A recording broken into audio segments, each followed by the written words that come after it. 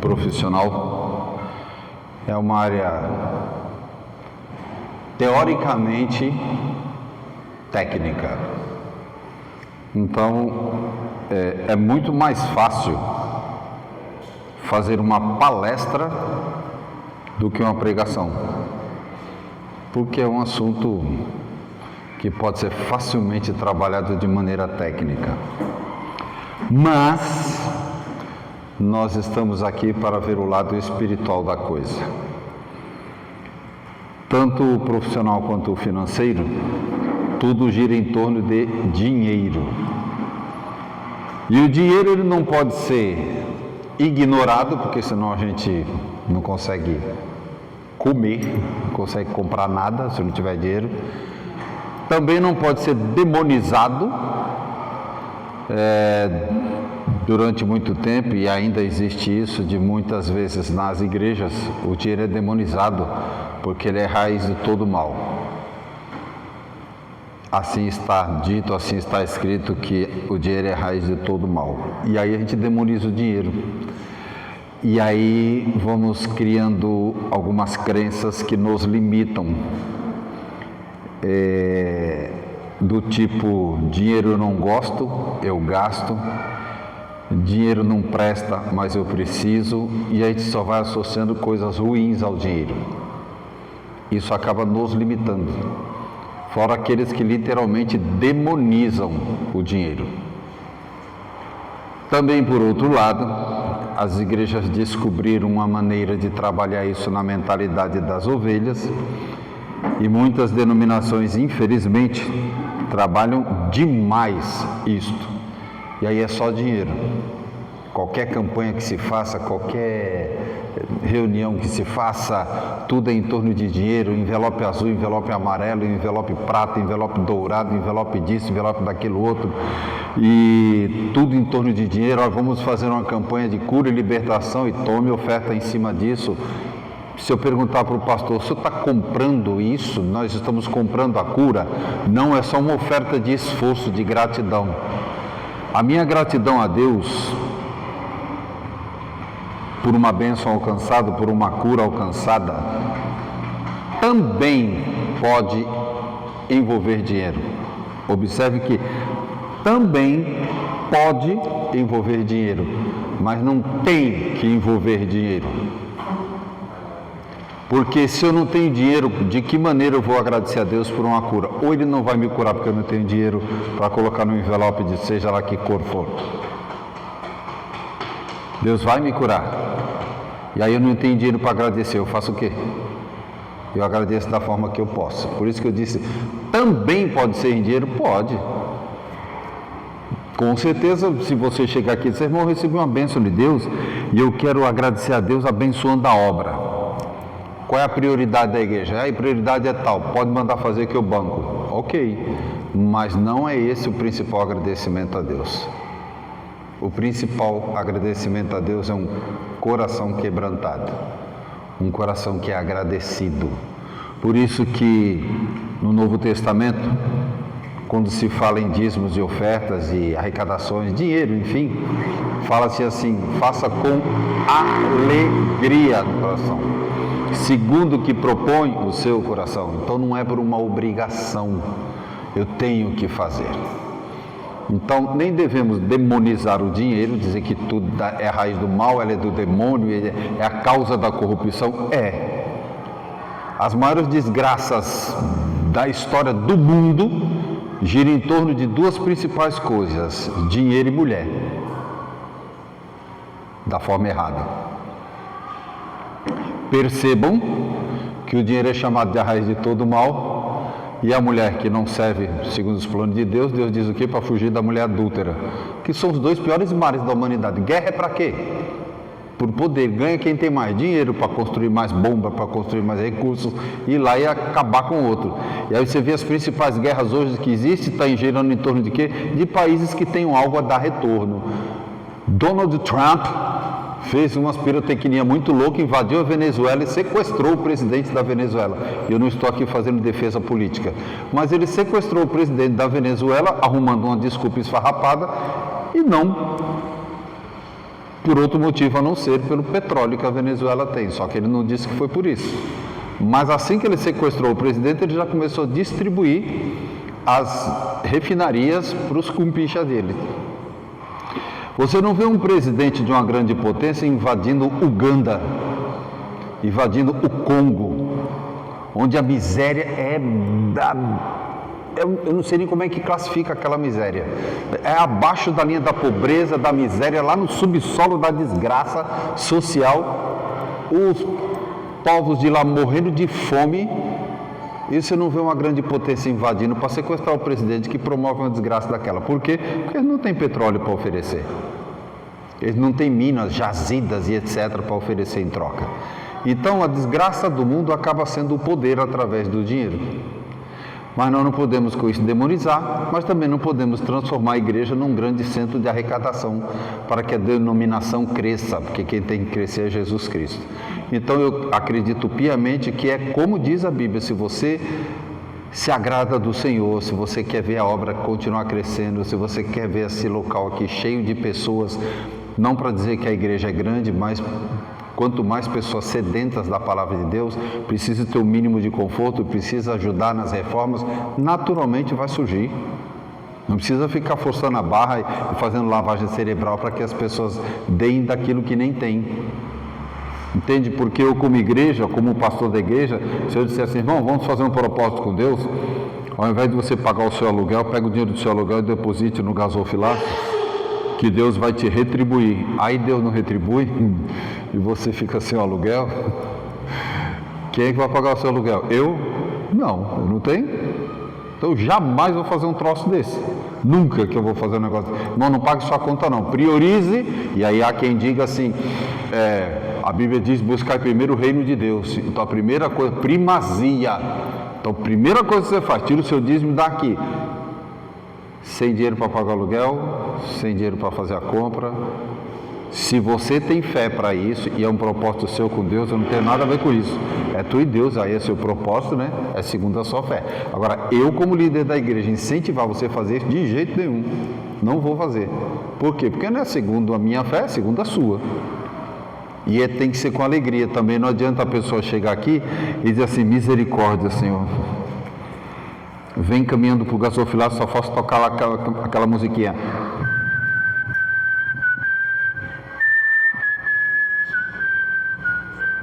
Marcha fúnebre, sabe? Misericórdia, Senhor, é o dinheiro da luz. Meu pai, já é a segunda. Amanhã, se a CPFL aparecer lá, corta a minha luz, mas eu tenho que depositar a primazia. Você está vindo com alegria? Não, então Deus não vai receber, irmão. Você vai fazer sacrifício de tolo. E Deus não vai se alegrar.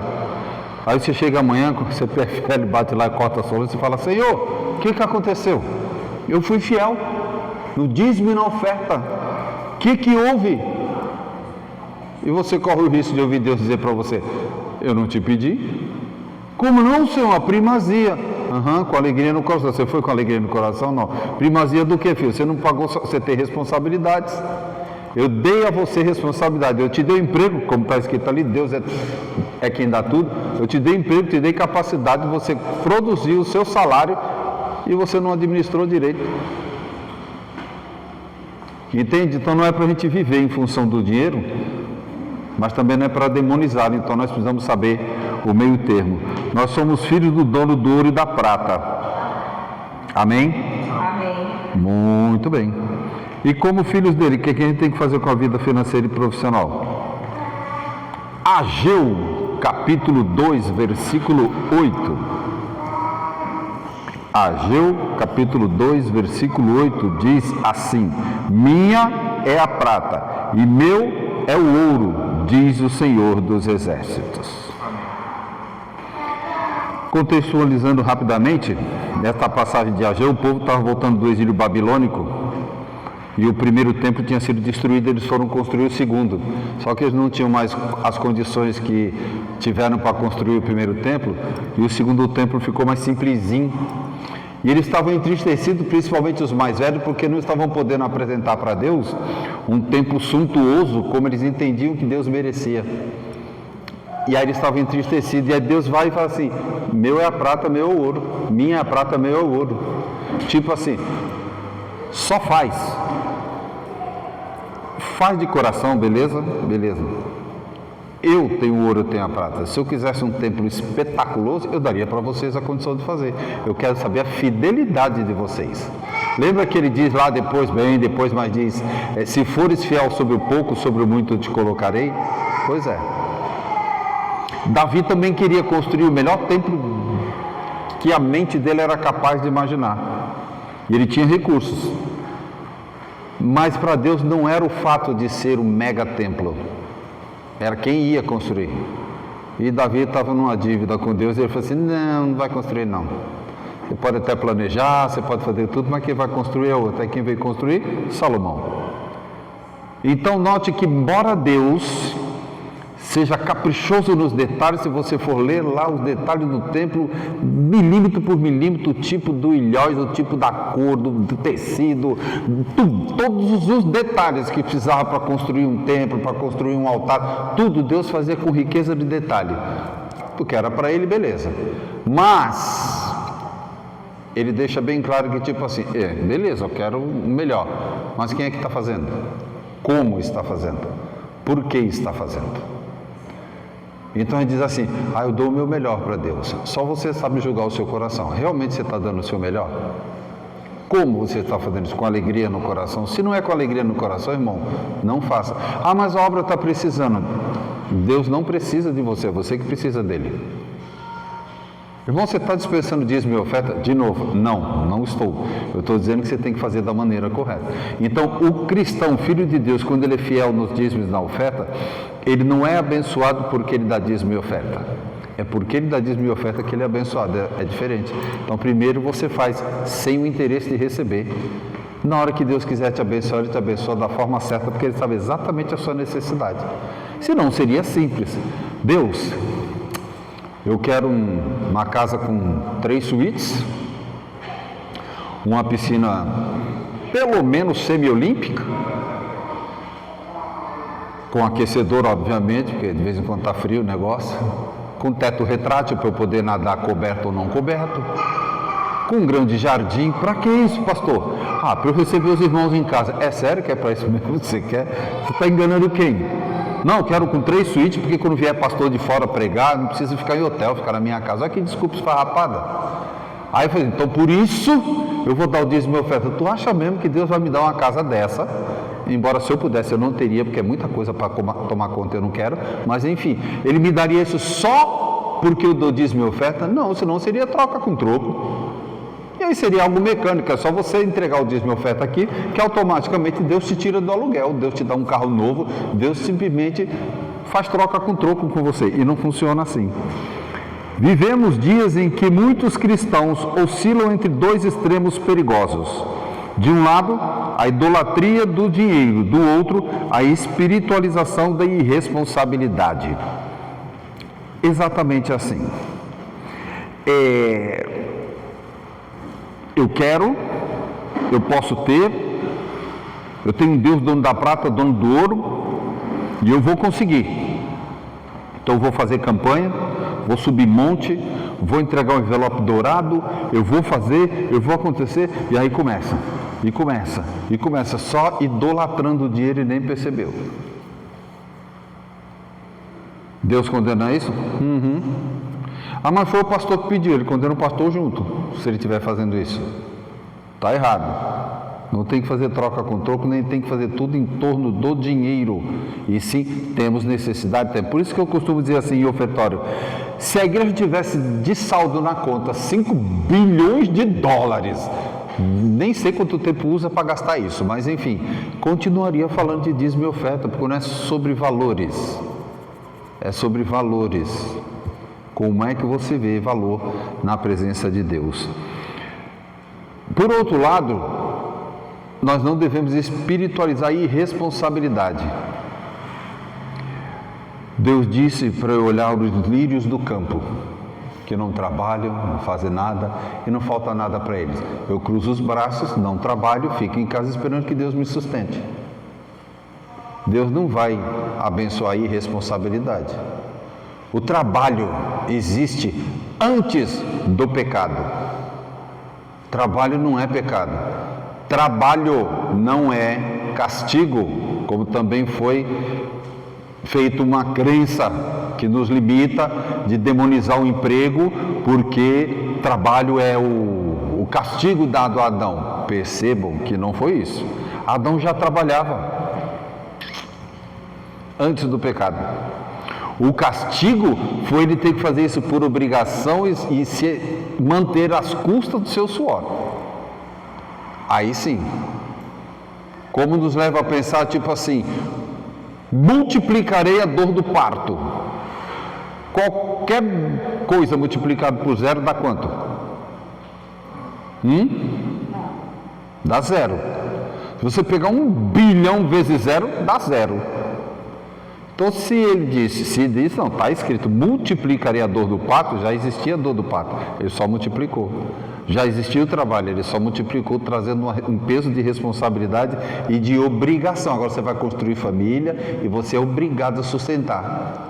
Porque o trabalho de Adão não era para o sustento dele. O trabalho de Adão era para, junto com Deus, coordenar aquela natureza, como Deus fosse, dê nome para os animais, ele cuidava do jardim, era trabalho para ele. Não remunerado, inclusive. Aí falou, agora que você pecou, você vai trabalhar, mas por obrigação e para sustentar a família que você vai criar. Aí sim passou a ser castigo. A obrigatoriedade para conseguir gerar renda. Antes não. Então o trabalho não é pecado. Como ter dinheiro também não é pecado. Como ele disse, é mais fácil, ele não disse impossível, ele disse é mais fácil um camelo passar pelo fundo da agulha do que um rico entrar no céu. Ele não disse que era impossível, ele disse que era mais fácil. Por quê? Porque ele sabe que o rico idolatra. Na outra passagem, quando o jovem chega lá e diz assim, mas eu faço tudo isso, eu obedeço aos profetas, eu leio a Bíblia, eu jejuo, eu consagro sobre o morro, deu um currículo de fé todinho. Jesus só falou, vai, vende tudo que você tem, dá aos pobres e volta. Por que Jesus falou isso? Porque sabia que o coração dele era idólatra ao dinheiro. Então, de novo, dinheiro não é para demonizar, mas também não é para idolatrar. E Deus não abençoa quem espiritualiza a irresponsabilidade. A quem trabalhe como se Deus não existisse, então tipo assim, se surgir 5 empregos, eu pego 5. Faço 5 jornadas de trabalho, não sei como eu consigo fazer isso, mas se der eu vou. Por quê? Porque eu preciso de dinheiro. E aí trabalha como se Deus não existisse. Eu preciso. Ó, tem um bico ali para fazer, ele vai. Ó, tem 2 empregos, 12 por 36 de dia, aí você trabalha todo dia 12, e tem mais um, 12 por 36 de noite, misericórdia. Dia sim, dia não, você trabalha virado, 2 plantões. Para quê? Para pagar contas que eu fiz sem necessidade. Para alcançar objetivos que eu não tinha como alcançá-los. E aí eu trabalho como se Deus existisse, como se Deus não fosse capaz de me abençoar e de me trazer a provisão.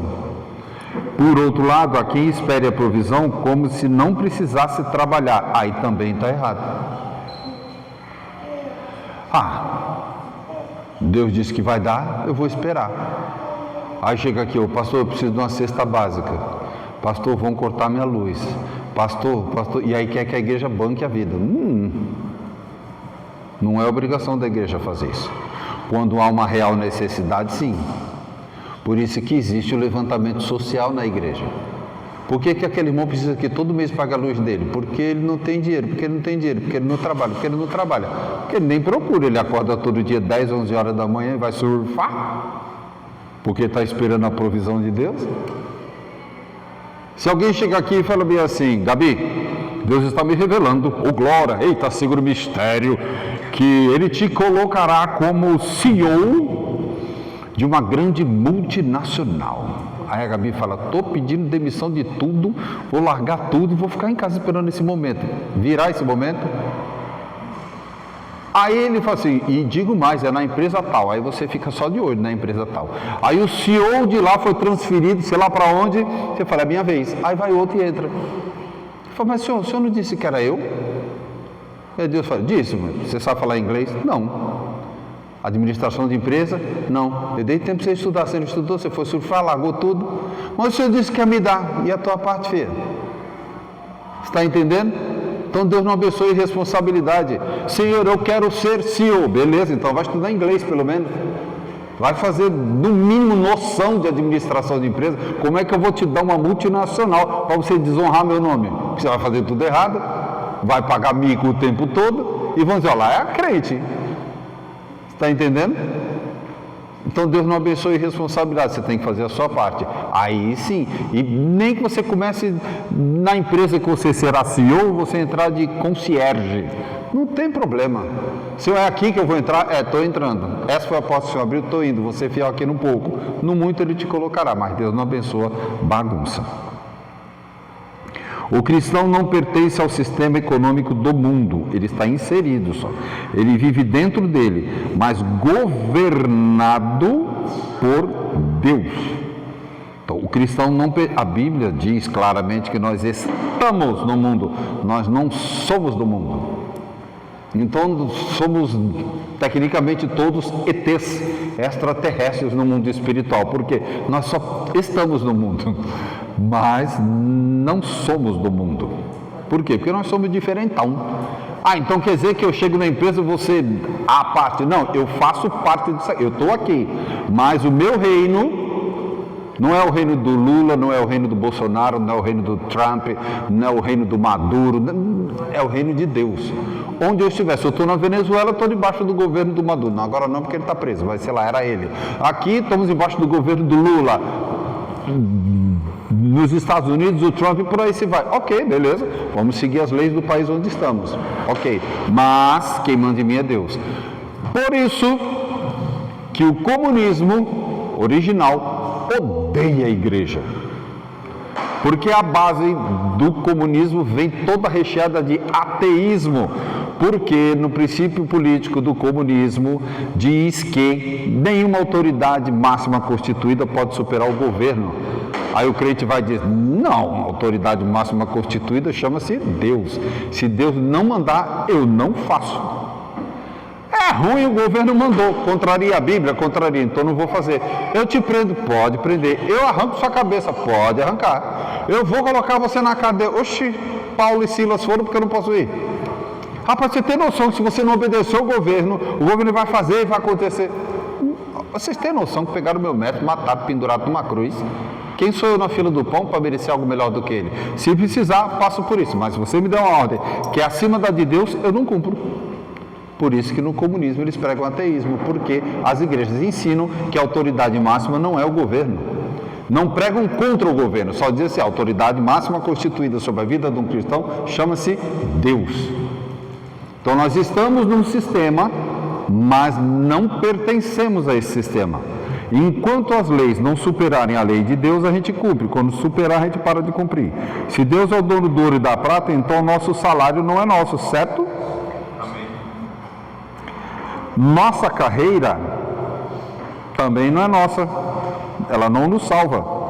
Nossa empresa não é nossa segurança. Nosso patrimônio não é nossa identidade. Somos filhos daquele que possui todas as coisas. E uma vez que ele possui todas as coisas, quem manda é ele. Aí surge uma pergunta incômoda. Por que tantos filhos de Deus vivem escravizados pelo medo financeiro, pela ansiedade profissional e pela ganância silenciosa? Porque nós muitas vezes confessamos a soberania de Deus da boca para fora. Mas na prática, nós não consideramos Deus tão soberano assim. Porque a gente não quer depender dele, aí depende da força do nosso braço. Eu sou de um tempo em que as pessoas eram até bastante repetitivas, mas todo testemunho que dava, vinha com o nome de Deus na frente. Então, se você comprou um carro, você diz assim, pela misericórdia e graça de Deus, Deus me permitiu trocar de carro esse ano, irmão. A igreja glorificava Deus. Pela misericórdia e graça de Deus, eu passei de ano. Não era o que ele tinha que fazer? Era. E por que ele agradece a Deus? Porque já tinha embutido na mensagem, tipo assim, eu passei porque Deus me deu condição, Deus me capacitou, me deu inteligência, noites mal dormidas e mesmo assim eu consegui, estava cansado, esgotado psicologicamente, fisicamente e passei de ano. Glória a Deus. Então, pela misericórdia e graça de Deus, eu passei de ano. Pela misericórdia e graça de Deus, eu comprei um carro novo. Pela misericórdia e graça de Deus, eu fiz isso. E começa a dizer o que fez. Então, primeiro Deus.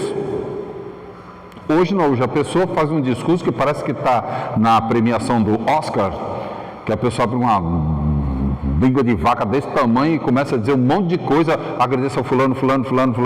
No final diz assim, e agradeça a Deus. Oxi, é Deus primeiro, filho. Esses fulano, que todo mundo que te ajudou pela permissão dele, te ajudou pela misericórdia dele. Então, primeiro Deus. Teve um deles, que eu não lembro o nome agora, que chegou e falou assim, eu tenho muita gente para agradecer, mas todas elas fizeram pela misericórdia de Deus o bem na minha vida. Então eu agradeço a Deus, na pessoa dele todos se sintam agraciados. E pronto. As pessoas ficaram frustradinhas porque acharam que o nome ia aparecer em rede mundial e não apareceu. Simples assim. Mas nós vivemos a hipocrisia, infelizmente, de que a gente canta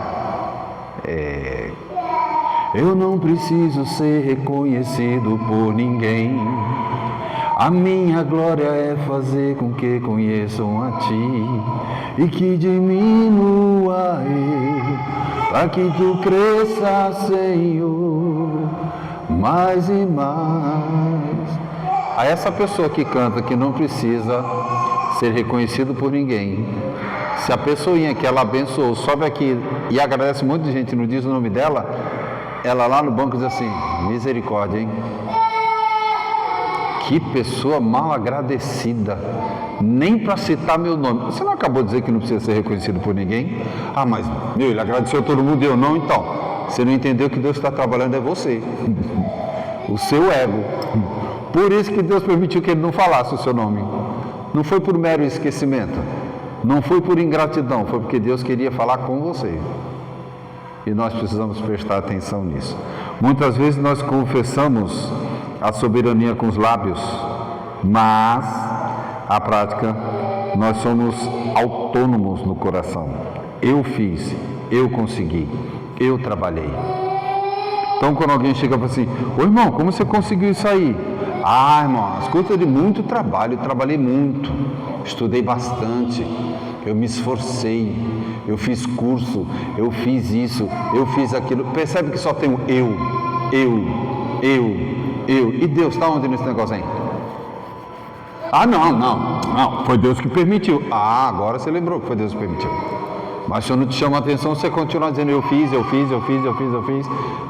É assim que a gente faz. A gente fala da soberania de Deus, mas gosta da autonomia. Eu posso, eu quero, eu faço. Deus te dá chance, Deus te dá opções. E aí você tem que saber o que fazer. Lembrando que quem é o dono da prata e do ouro? Deus. Portanto, tudo que nós temos foi com a permissão dele, ele nos fez apenas de mordomos. Apenas tomamos conta. E aí quando a gente pensa assim, a gente começa a pesar na balança de que maneira eu estou gastando aquilo que ele me deu. É dele e ele permitiu que eu administrasse. Como é que eu estou gastando isso? O cristão não é dono, ele é mordomo. Salmo 24:1, do Senhor é a terra e tudo o que nela existe. Do Senhor é a terra e tudo o que nela existe. Tudo que nela existe inclui tudo. Sua casa, seu carro, seu emprego, seu tudo. Tudo pertence a Ele, você é só o mordomo. Então se Deus chegar hoje e disser para ele assim, escuta, o meu servo Leandro precisa fazer uma obra que eu vou mandar ele fazer lá no Piauí e vai ser de carro, então você pega o seu carro e dá para ele usar até quando ele voltar e você tem que nem pensar duas vezes, simplesmente falar, tá aqui pastor, Deus mandou. Por quê? É da obra, não é meu, é de Deus, ele pediu, está indo. Quando você voltar, a gente resolve o que faz. Quando ele voltar, ele devolve o carro e você continua dirigindo como se nada tivesse acontecido. Por quê? Porque não é teu, é de Deus. Só que é fácil. Vocês devem ter visto muitos por aí, nos carros, nos vidros de trás, escrito assim, foi Deus que me deu. Então, se foi Deus que deu, é nosso, não é não? Deus deu. Então nós somos corpo, assim bem ajustado, totalmente ligados, vivendo em amor. Então eu não vou lá tomar seu carro, mas se eu precisar, você pode me emprestar, não é não? Foi Deus que me deu, então tá bom. Se é filho de Deus, eu também sou, então é nosso. Na prática é assim que funciona. De jeito nenhum que você vai dizer, não, peraí, eu trabalhei para isso. Eu lutei por isso. Ah, foi Deus que te deu ou foi você que trabalhou para comprar? Fala, não, eu trabalhei, né? Então, mas quem te deu o trabalho? Quem abriu as portas de emprego? Quem te deu força para trabalhar? Quem te capacitou? Quem te direcionou? Quem abriu a porta foi Ele. Então, todo ser que respira louva o Senhor, louva o tempo todo, por tudo que Ele dá, por tudo que Ele faz. A primeira verdade que precisa ser demolida nas nossas estruturas humanas é essa: você não possui nada. Seu salário não é seu, seu talento não é seu, seu cargo não é seu, seu diploma não é seu, seu tempo não é seu, tudo foi entregue por Deus para a glória dele. E aí é o que a gente tem que fazer. O pecado transformou recursos em ídolos e o coração caído diz: meu braço me enriqueceu. Mas o Evangelho responde: foi Deus quem deu força para adquirir riquezas. Deuteronômio capítulo 8, versículo 18. Você administra o que Deus entregou ou você vive como proprietário rebelde daquilo que Ele te deu? Não responda para mim. Você administra o que Deus te entregou ou você vive como um proprietário rebelde? É meu, eu faço o que eu quiser. Às vezes fala bem assim: e aí fulano? Você chega para uma pessoa que tem um nome diferentão, tipo assim, como é o seu nome? Kimberly. Você falou, olha que nome chique. Aí a pessoa fala, não adianta nada ter um nome chique, mas estou aqui nessa miséria, nessa pobreza, ó vida, ó céus, ó azar. Pergunta, por que você está na pobreza, ó vida, ó céus, ó azar? Por escolha? Por consequências? Sempre haverá pobreza, fato. Sempre haverá miséria, também é fato. Sempre haverá uma camada mais pobre do que a outra, sempre haverá gente muito rica. Isso existe desde sempre. Em que lugar você estará? Nada te impede de querer estar no topo da pirâmide. Resta saber se você está disposto ou disposta a pagar o preço disso, glorificando a Deus. Por isso que diz assim, não é impossível, mas é difícil um rico entrar no céu. Por quê? Porque ele sabe quanto custou para estar no topo da pirâmide. E é dificilmente ele não gloria a ele mesmo. Se você for conversar com Elon Musk, que é o primeiro trilionário do planeta, segundo cálculos, numa economia estável, ele levaria 27 anos para conseguir gastar tudo que ele tem. 27 anos. Sem fazer mais nenhum centavo, ele só gastando 27 anos numa vida boa para ele conseguir gastar tudo que ele tem. Pergunta para esse cara se ele precisa de Jesus. Ele vai dizer que não. Ele conseguiu tudo com a força do braço dele. O cara sai lá da África do Sul para fazer dinheiro no mundo. Quando você fala de África, você já associa a pobreza. A África do Sul não é assim, né? Só o outro lado da África que é pobre, a África do Sul não. Mas também não é lá aquela potência econômica para ter um cara trilionário. Ele foi para os Estados Unidos, fez a vida lá e tem 1 trilhão na conta dele, no patrimônio dele. E ele não precisa de Jesus.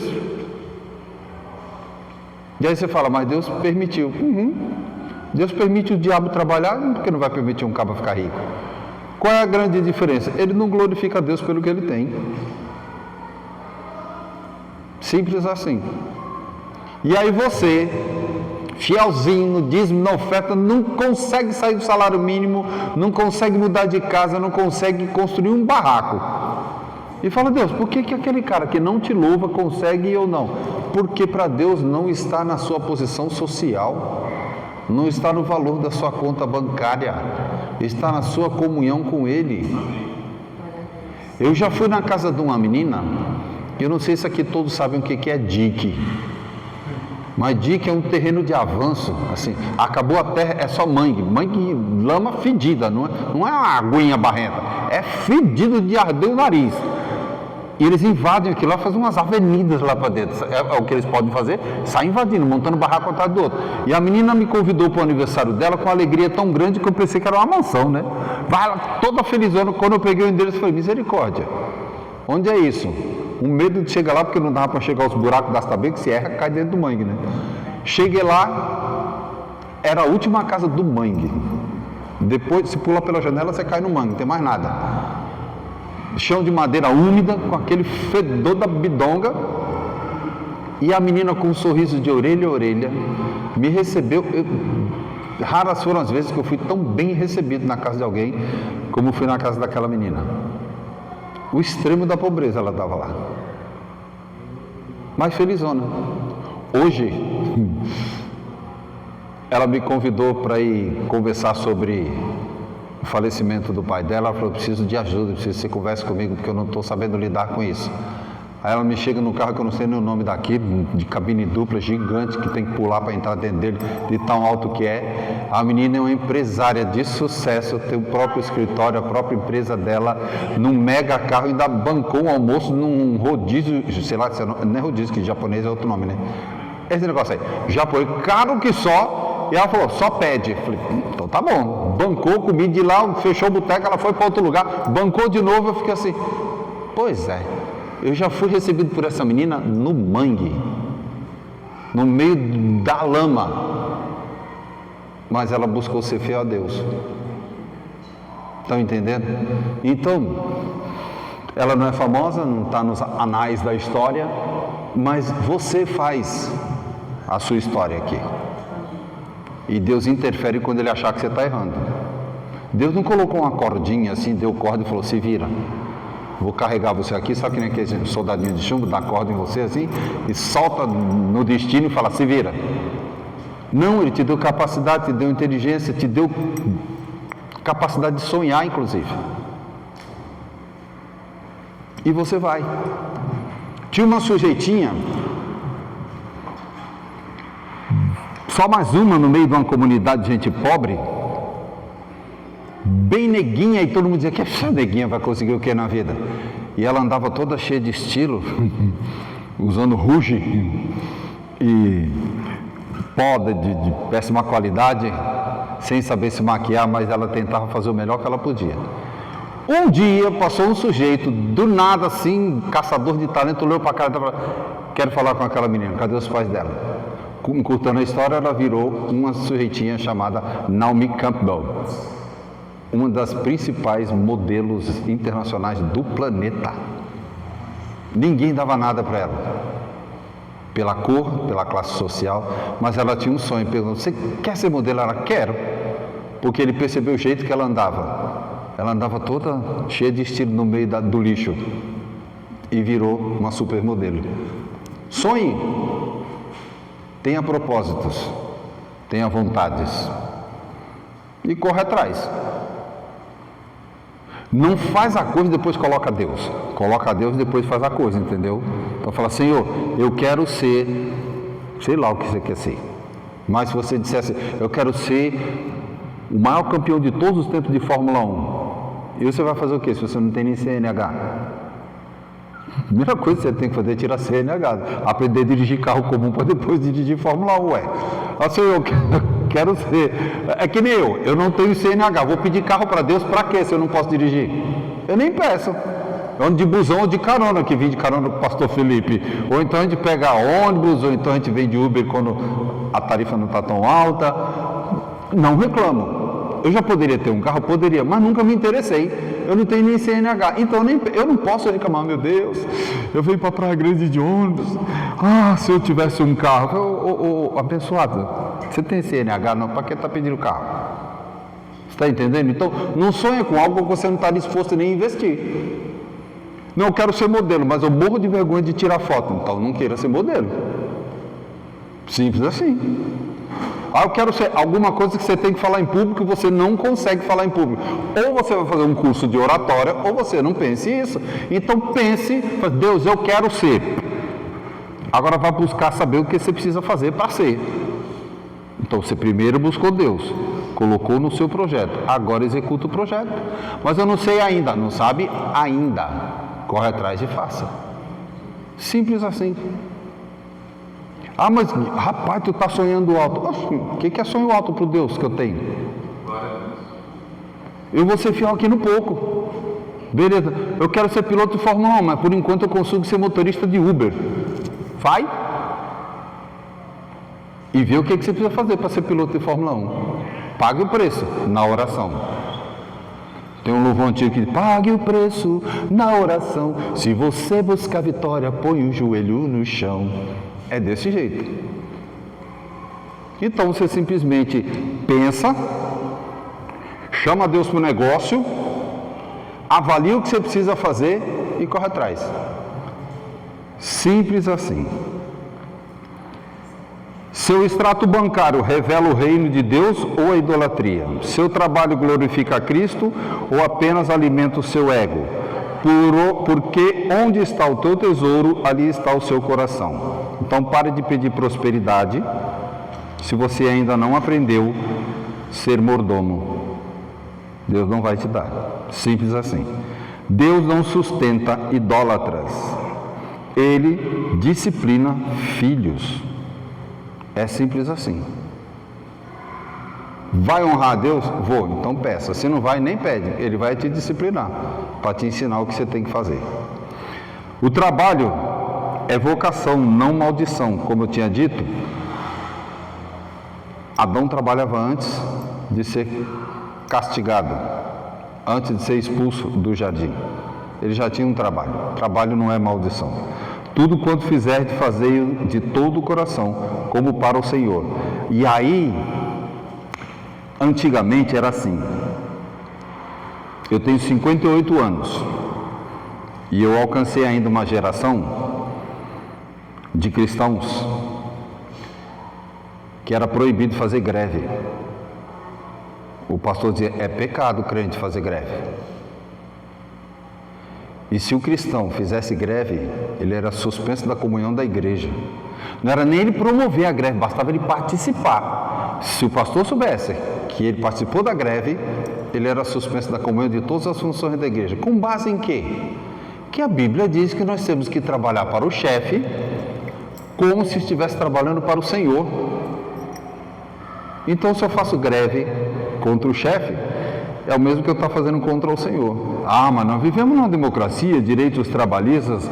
Sim, não na força do meu braço. Mas o chefe quer que eu trabalhe depois do horário.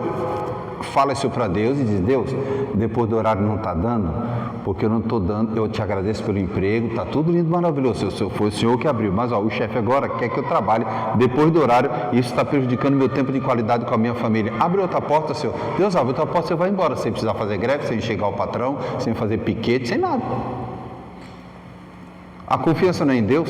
Então não precisa fazer greve com o patrão. Só falar para Deus: Deus, eu preciso sair daqui, porque isso aqui está me impedindo de te adorar, porque com o coração irado que eu estou aqui, eu não consigo te adorar não. E o cara está mandando em mim, fazendo depois do horário, não me paga hora extra, tem um maldito banco de horas aí, que depois para descontar é um horror, e não estou tendo tempo de qualidade com a minha família, que é o meu primeiro ministério, eu preciso sair daqui. Deus vai saber da sinceridade do seu coração, que não é por usura, que é uma idolatria, e ele abre a porta para você ir para outro lugar, simples assim. Então saiba que se você faz greve, você está contrariando a vontade de Deus.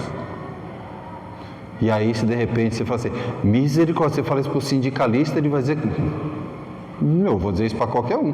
A Bíblia está dizendo que eu tenho que fazer como eu faço para Deus. Então eu não posso ir lá fazer greve. Eu tenho que ir lá e felizão ainda por cima. Ser o melhor funcionário que eu puder, e não só para receber aumento. O aumento é consequência, promoção é consequência. Eu tenho que ser o melhor funcionário daquela empresa, sem necessariamente ser, acabei de falar o nome, esqueci, promovido. Se eu for promovido, é consequência do meu trabalho, beleza, mas se eu não for, estou feliz do mesmo jeito. E não vou aceitar ser explorado. Se o chefe começar a explorar, eu chego para o chefe e diz: então, chefe, aqui está demais. E eu não consigo. É isso ou nada? Então tá bom. Vou falar com meu pai. Sem tom de ameaça. Falar para Deus te pegar, hein, chefe? Pega ele, Jeová. Não precisa. Só chega no silêncio do teu quarto e fala: então, senhor, você viu o que o patrão falou hoje? E a tua palavra diz que eu tenho que trabalhar para ele como se eu estivesse trabalhando para o senhor. Não estou conseguindo. Não vai estar dando. Porque do jeito que ele está fazendo, Não estou conseguindo. Me ajuda aí, Senhor. Aí Deus vai lá, abre outra porta e fala, pode ir. Aí alguém chega assim, do nada, e fala assim, Felipe, tô sabendo que você tem um currículo da hora, mano. Posso indicar você para um chefe lá de uma empresa que está precisando de um cara com seu perfil, sem ele falar nada comigo, ele só falou com Jeová. Falou com Jeová localizou, é esse, vai lá, fala com ele, está resolvido, pronto. O maior network, não tem um network melhor do que esse. Fala para Jeová fala, deixa eu localizar um servo meu ali que pode ser canal de... E às vezes nem é servo, só você vai trabalhar para mim hoje. Não quer nem saber que você é de Beuzebu, que você é do Buda, sei lá de quem você é, mas você vai trabalhar para mim hoje. Você vai lá no Felipe e fala para ele que tem um emprego para ir em tal lugar, beleza? Vai! E o caba vem. Simples assim. Quem é que pode resistir a Deus quando Ele manda? Oxe, então é só falar com Jeová. Jeová recebe. O glória. Ai. O Evangelho... cadê? O cristão trabalha porque foi criado para refletir Deus. Deus trabalha até hoje. A gente acha mais legal falar, Deus trabalha em favor daqueles que são seus. Mais uma prova de que Deus não apoia preguiçoso. Deus não apoia lento que fica sem fazer nada, coçando o joelho o dia inteiro assistindo série e depois falar. Vocês, eu digo assim, eu estava falando com os rapazes de um grupo de jovens, e aí as meninas colocaram a régua lá em cima. Elas agora só querem namorar com um gatinho que tem carro, com um gatinho que não sei o que. O que você acha disso, pastor? Eu falei, então, o que você faz da vida? Tá ruim, né, pastor? Tá difícil. Eu falei, então, tu tá reclamando que a menina só quer os gatinhos que tem carro. Mas tu quer que ela queira você que não tem nem onde cair vivo?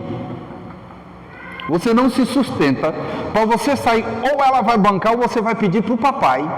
É sério que você quer concorrer com um cara que chega com um carro tunado na porta? Não dá, velho. Eu não digo que está certo mulher ser interesseira. Não é isso que eu estou dizendo. Nem tanto ao mar, nem tanto à terra. Mas o cabra não faz nada, não se coça, não trabalha. Meu, se um cabra chega... É que eu não tenho filha, graças a Deus. Porque se um mal acabado chega na minha porta e diz assim... Aí, velho, seguinte... Começou com aí, velho, já foi. Já está gongado. É o seguinte, nós está curtindo... Como é isso, filho? Nós está curtindo a mina aí, que é sua filha... E é o seguinte, nós está a fim de sair hoje, tem jeito de liberar para ela chegar mais tarde, que nós vai para uns proceder aí. Aí a menina não quer, o sogro não quer, não, você está discriminando. Sem rodeio, mesmo. Oxe, eu botei uma filha no mundo, criado com talquinho pompom, com Protex, que protege o neném. Tô mal acabado, vim com as calças lá no meio do corpo, parece que saiu do navio agora, aí é nóis. Oxe. E vem querer minha filha, você tá doidão, bebeu água de guia, não é possível. Não, bateu a cabeça no meio fio, tá doidão. Não vai ter não. Aí quer que as meninas aceitem os mal acabados desses. Pode não aceite não, sobe a régua mesmo. Falei, não, eu mereço, eu sou filha de Jeová, vai namorar com qualquer pé de rato? Não, pode não. Valorize-se. O Espírito Santo não produz apenas dons espirituais, ele também produz capacitação. O Consolador fortalece o crente no escritório, na oficina, na empresa, no comércio, na profissão. Ele te capacita. Simples assim. Faça. Mas corre atrás, né? Fica parado também esperando. Você está trabalhando como servo de Cristo ou como escravo da aprovação humana? Eu preciso trabalhar para o chefe me ver, para eu receber promoção. Não, você precisa trabalhar para que Deus seja glorificado na sua qualidade profissional. E um dia você pode ser o melhor profissional da empresa, não tem problema nenhum, desde que você seja o melhor profissional depois de ser filho de Deus. Então, eu sou filho de Deus, que é o melhor profissional na área tal. Eu sou filho de Deus, que sou a melhor nisso. Eu sou filho de Deus, que sou... Aí, beleza. Deixa Deus ser glorificado primeiro, não é não? Ô, glória. Nada impede de alguém ver a Gabi lá num caminhão que você dá aula, no negócio, você falou, dando aula lá, e a pessoa fala assim, eu gostei daquela menina. Chega lá, não tem nada a ver com a sua profissão, mas eu tenho um negócio ali para você, você topa o desafio, aí pronto. Quem impede de fazer isso? Não é não? Só seja fiel a Deus. Eita, recebe aí, ô mistério. O outro chegava e falava assim, estou a fim de montar uma escola e quero que você me ajude na diretriz disso. Você dá aula há tanto tempo, você tem jeito, eu quero você comigo nesse time. Vamos? Vamos. Pronto. Era o sonho dele? Talvez não, mas Deus pode fazer, mas eu quero, vai lá. E pronto. É simples assim. Oxi. Você busca excelência ou apenas providência? Você ora por portas abertas enquanto negligencia? Deus abre a porta, mas não faz a sua parte, não vai funcionar. Não use esperar em Deus como desculpa para a preguiça espiritual. Estou aí, estou no trecho. Surgiu um empreguinho, eu estou dentro. Eu estou esperando em Deus. Não, você não está esperando em Deus. Você está procrastinando. Você está negligenciando. Você não distribui currículo. Você não faz nada. E quer que Deus abra a porta. Como é que é isso? Não faz, não. Não vai funcionar. Não chame falta de disciplina de prova espiritual. Isso não é prova. Gente, cada vez mais eu estou convicto de que o Filho de Deus só sofre na vida por 2 motivos. Ou é provação, ou é consequência de pecado. Se alguém sabe de outra consequência, eu não sei. Me diga que é para eu averiguar, estudar sobre isso. Mas até hoje, todos os casos que eu já avaliei, inclusive na minha vida, ou está sofrendo por consequência de pecado, ou é por provação. Se é provação, o que a Bíblia diz que tem que fazer? Glorificar a Deus. Bota o joelho no chão e fala, Senhor, obrigado, porque o Senhor viu em mim alguém de valor que o Senhor está me provando, que o Senhor é aprovado. Olha, eu vou ser aprovado por Deus. Misericórdia, vou ficar feliz. Aí você fala, crente é doido, o cara está passando o relento da bidonga e está lá dando glória a Deus. Sim, porque é provação, estou dando glória a Deus. O outro motivo de sofrimento, consequência do pecado, se converta. Simples assim. Reconheça que errou, se arrependa, confesse, peça perdão e deixe. Pronto, acabou o sofrimento. Ah, mas vou ter consequência do que eu fiz. Vai, mas aí Deus passa junto com você, porque agora você já está lavado e remido no sangue de Jesus e perdoado pelo poder que é no nome de Jesus, porque você se arrependeu e pediu perdão e deixou, agora ele está com você. Por quê? Quando você não se arrependeu, não pediu perdão, não confessou, ele não está com você. Como não? Ele diz, minha mão está aqui, meu ouvido está aqui, mas o que me afasta de vocês? O vosso pecado. Não estou com vocês, presta atenção. Mas o Senhor disse que estaria conosco todos os dias até a consumação do século. Se você for fiel, senão não. Vou jogar a pérola para porco, se ele está dando valor, não vou fazer. Mas e se eu quiser? Minha mão está aqui. Mas e se eu pedir? Estou ouvindo. E por que o Senhor não me responde? Porque existe uma barreira entre eu e você chamado pecado. Tira o pecado que eu vos alcanço com a presença. O amor não, o amor alcança a gente com pecado sem pecado, e alcança, porque ele nos amou antes, quando nós ainda éramos pecadores. Então é uma diferença isso aí, entenderam? O amor, nada nos separa do amor de Deus que está em Cristo Jesus, ponto. Agora, ser alcançado pelas bênçãos e ter as orações respondidas, só se não tiver em pecado. Então o crente só sofre por consequência do pecado ou por provação. Provação a gente glorifica, consequência do pecado a gente se arrepende e arranca isso da vida, senão vai continuar sofrendo. Não atribua ao diabo aquilo que é fruto de desorganização. O Deus soberano normalmente abençoa os meios ordinários, disciplina, diligência, fidelidade e perseverança. A segurança do filho não está na conta, mas no pai. Mateus capítulo 6, versículo 31 a 33 diz que Cristo não ensina irresponsabilidade, ele ensina prioridade. Buscai primeiro o reino de Deus. E estas demais coisas vos serão acrescentadas. Mas prioriza Deus. Ele não disse só Deus. Se não, faço. Você vem e faz um acordo com o pastor Leandro, que você vai ficar 24 horas por dia trancado dentro da igreja, orando de noite, orando o tempo todo. Priorizando o reino. Eita, pastor, precisa fazer lavar banheiro, vou lavar. Precisa fazer pintar, vou pintar. Precisa fazer... Estou aqui na obra, 24 horas por dia, para priorizar o reino. E a sua família? E seus filhos? E suas contas? Viu? Não foi isso que Deus pediu. Busque só o reino. Busque primeiro e as demais coisas vos serão acrescentadas. As situações surgirão e Deus vai te capacitar e te dará inteligência para você conseguir usufruir daquilo que Ele te deu. Isso significa que o reino vem antes do lucro, a obediência vem antes da promoção e a fidelidade vem antes do aumento. Não trabalhamos para sermos aceitos, trabalhamos porque já fomos aceitos em Cristo. Jesus tornou-se pobre para enriquecer o pecador com graça.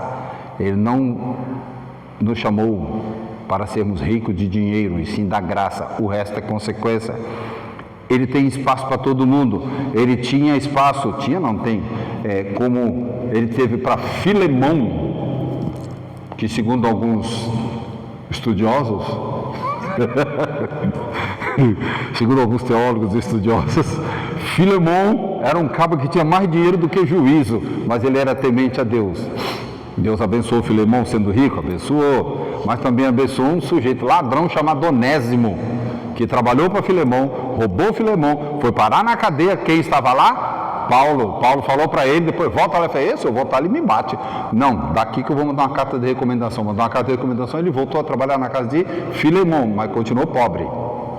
Então Deus era o Deus do rico Filemão e o Deus do pobre Onésimo.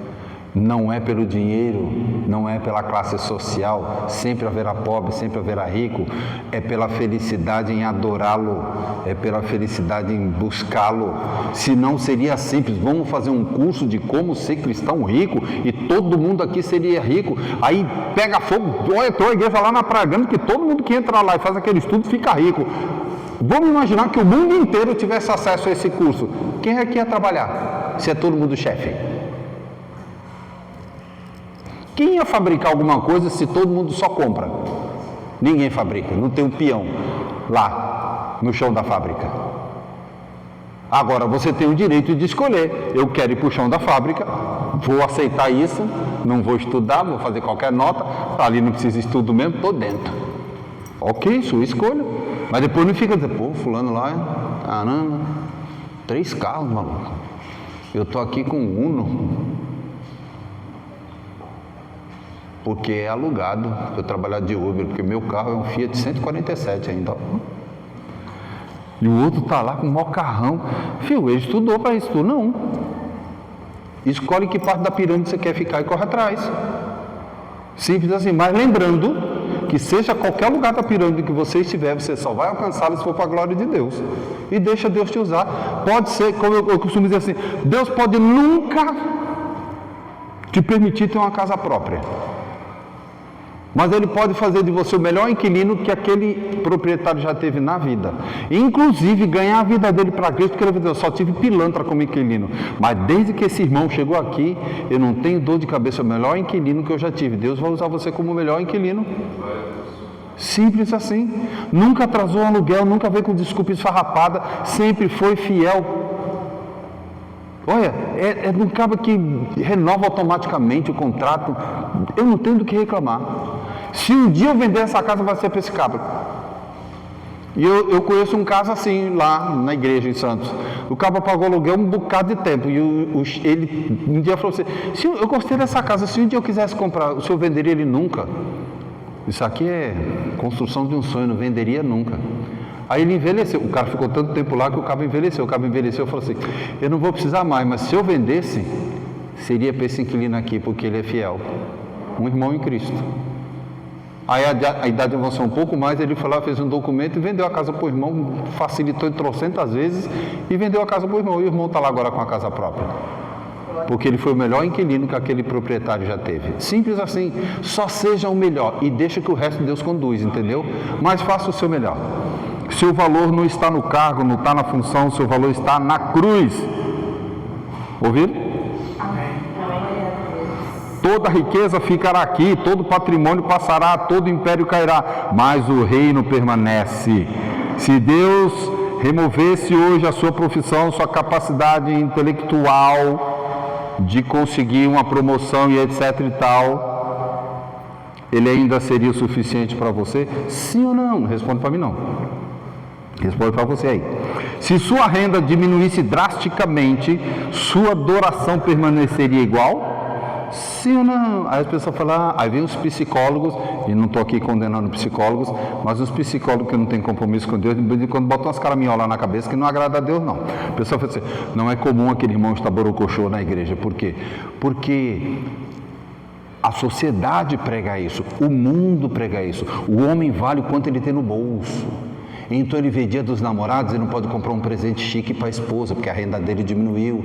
Aí chega o dia do não sei do que, ele não pode fazer isso, não pode fazer... Aí chega o retiro de casais, ele não pode ir com a esposa, porque a renda dele diminuiu. Ano passado ele foi, esse ano ele não pode. Então é comum ele estar borocochô na igreja. Não é comum, não. Seja fiel no pouco. Se a sua renda diminuir, você diminui sua adoração a Deus. Estou indo para a igreja porque... Antes você gritava, cantava aos quatro cantos que Ele é Jeová, Deus poderoso, que Ele é o seu suficiente, etc. Agora porque o seu salário diminuiu, você não adora mais? Não, tem que adorar. Procura saber por que diminuiu, o que foi que eu fiz de errado, espera aí, o que está acontecendo, averigua. Nada te impede de tecnicamente, profissionalmente, você avaliar o mercado e dizer, opa, algo está errado que não está certo aqui, vou procurar outro lugar. Ora, Deus, Ele abre a porta, você vai, mas continua adorando. Se ninguém te reconhecer, você continuará tendo Jesus como seu grande tesouro, ou você apenas trocou o ídolo antigo por ídolos corporativos? Há cristãos que dizem, Deus é tudo, mas entraram em desespero quando o dinheiro diminuiu. Isso revela que Deus era complemento e não fundamento. Isso é horroroso. Quando a coisa pega, quando a coisa diminui, aí a gente acaba na prática demonstrando que Deus não era o fundamento da nossa fé, Ele era o complemento. Enquanto eu tenho, está fácil glorificar Deus. Mas aí a gente lê Paulo dizendo assim, eu sei ter nada e sei ter tudo.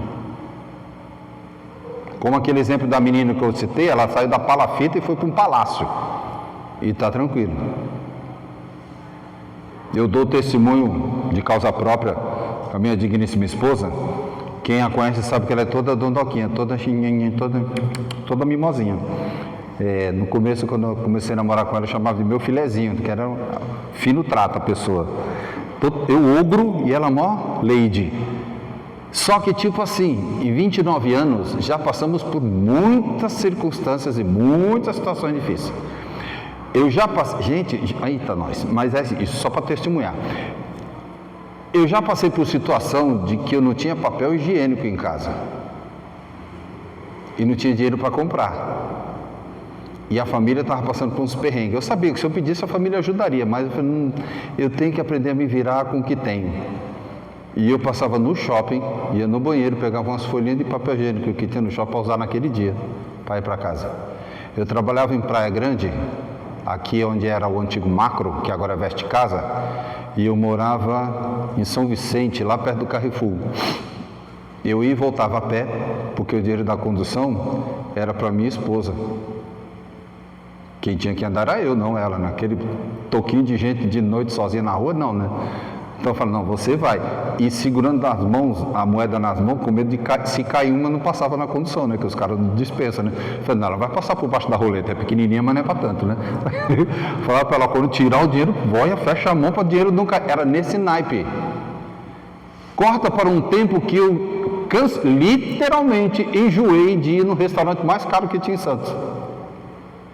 E a pessoa, besta. Eu falei, não, filho, não preciso mais, não quero, não vou. Quando der vontade eu volto.